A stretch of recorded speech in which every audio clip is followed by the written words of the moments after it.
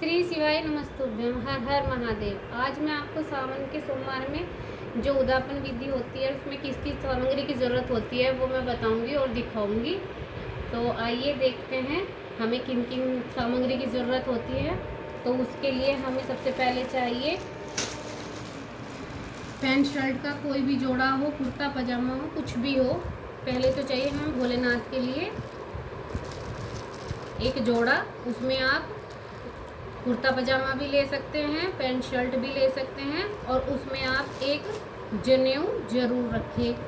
ये मैंने pant shirt ले ली है और उसके ऊपर रुमाल, बनियान और एक जनेऊ साथ में ज़रूर रखें। अगर अपनी सामर्थ्य नहीं है तो आप रुमाल और एक जनेऊ भी रख सकते हैं।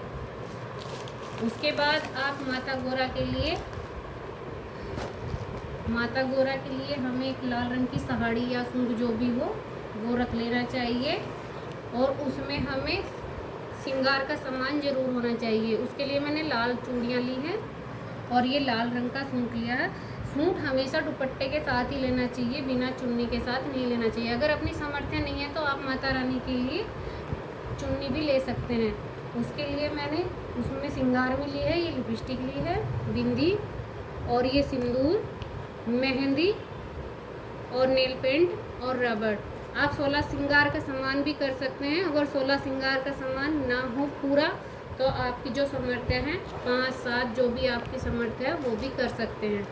उसके बाद इसमें दक्षिणा ज़रूर लगाए। जो भी अपनी सामर्थ्य है, ये भोलेनाथ बाबा के लिए दक्षिणा है और फिर माता गौरा के लिए भी आपको दक्षिणा ज़रूर रखनी चाहिए। बिना दक्षिणा के पुण्य फल नहीं मिलता है, इसलिए चाहे 11 रुपये, 21 रुपये, 51 रुपये जो भी आपकी सामर्थ्य है उसके अकॉर्डिंग आप दक्षिणा रख सकते हैं। बाकी आप जैसे गणपति जी हो गए, उनके लिए आप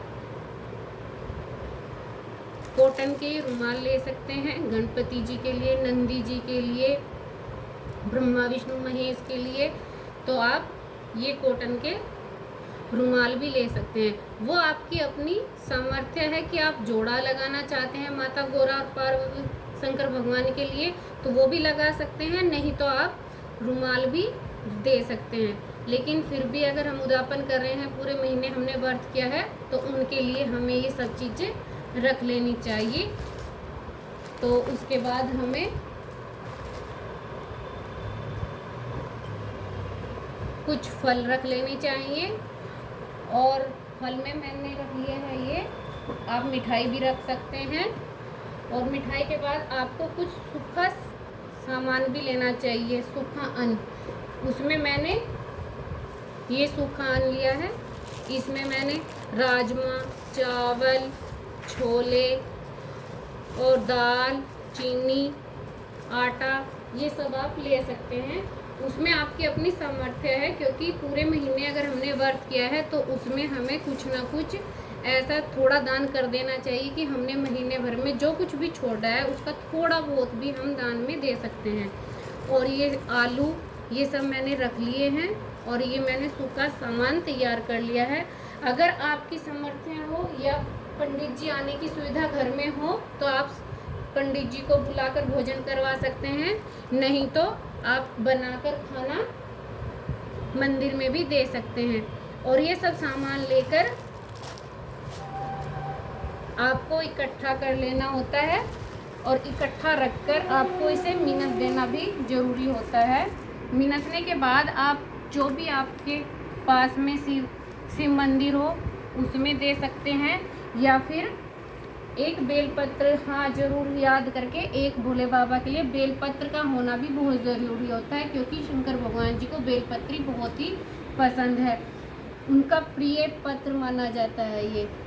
तो ये सब चीज़ें लेकर आपको अपने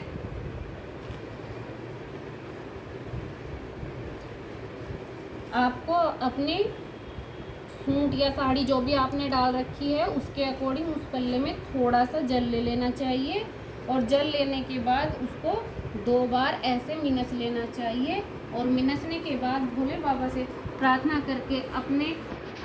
कर भोले बाबा से कहना चाहिए कि मैंने ये आपका उद्यापन विधि की है, इसे आप स्वीकार करने की इच्छा है वो पूर्ण करना। और आप इसको मंदिर में भी दे सकते हैं या फिर पंडित और पंडितानी को घर पे बुला के उनको खाना खिलाने के बाद दान दक्षिणा देकर उनके पैर स्पर्श छूकर उन्हें तब भी दे सकते हैं। और नहीं तो आप मंदिर में भी शिवलिंग और माता गौरा से टच करा के आप पंडित जी को ये सब कुछ दे सकते हैं। तो ये मेरे आसान सा और छोटा सा उद्यापन विधि थी। आपको कैसी लगी आप बताना ज़रूर। हर हर महादेव, श्री शिवाय, नमस्तुभ्यम।